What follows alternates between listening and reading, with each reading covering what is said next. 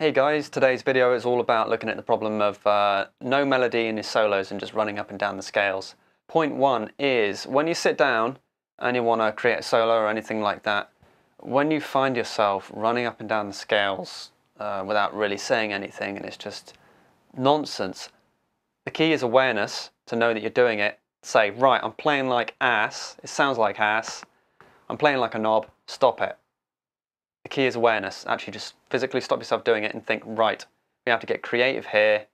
I'm going to think of doing something that I wouldn't normally do. So you don't want to default to your basic habits here. Point two is try different combinations of intervals. Right, so we're assuming today that you know what scale you're playing in. You've looked at your backing chords, so you know what the chord progression is, so you've figured out what kind of scale works best. I'm not going to deal with the theory aspect behind everything today. That is a whole different subject for a different boring video that you probably wouldn't watch because it would be too long anyway. If we look at the B minor scale, instead of running diatonically up and down it, let's, just try different combos of things.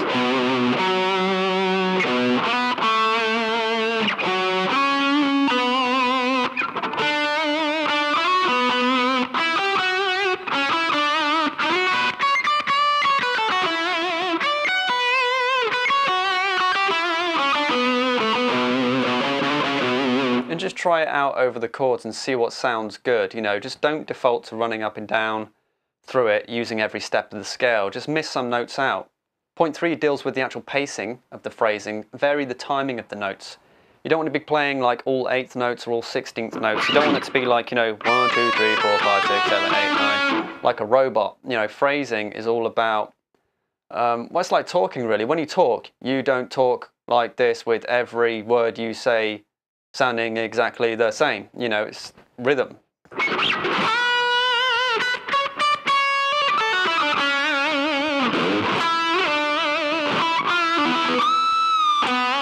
So sometimes you can have really long notes next to short notes, fast notes, slow notes, things like that.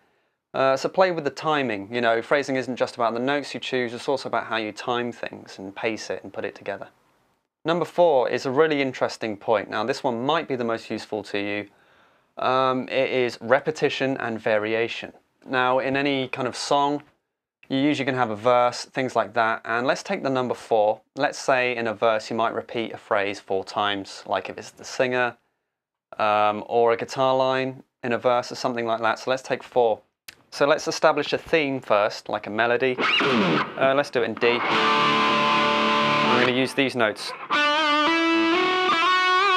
That's my basic theme. Right, that's my first rep. That's the first line. And now I want to use those notes and build on it. So my second repetition is going to be this. So you've recognized the same kind of notes, but I've added something to it. Now I'm coming to repetition number 3. We're halfway through the verse, if you will. I want to go back to the first line again,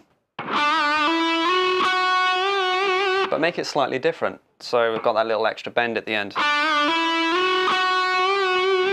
Now we come to our last repetition. Now how are we going to round things off? So now I've changed it a lot more and I've gone up to a higher note for kind of like a climax ending, if you will. So that is a basic approach to music in general.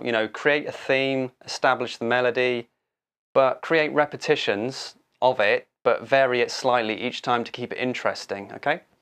Now my fifth and final point, is to surround yourself with more musical influences. It's no good wanting to be able to phrase beautifully and exotically in every guitar technique that is known to man, like Satriani or Guthrie Govan, if you're only listening to thrash or mindless shred all the time.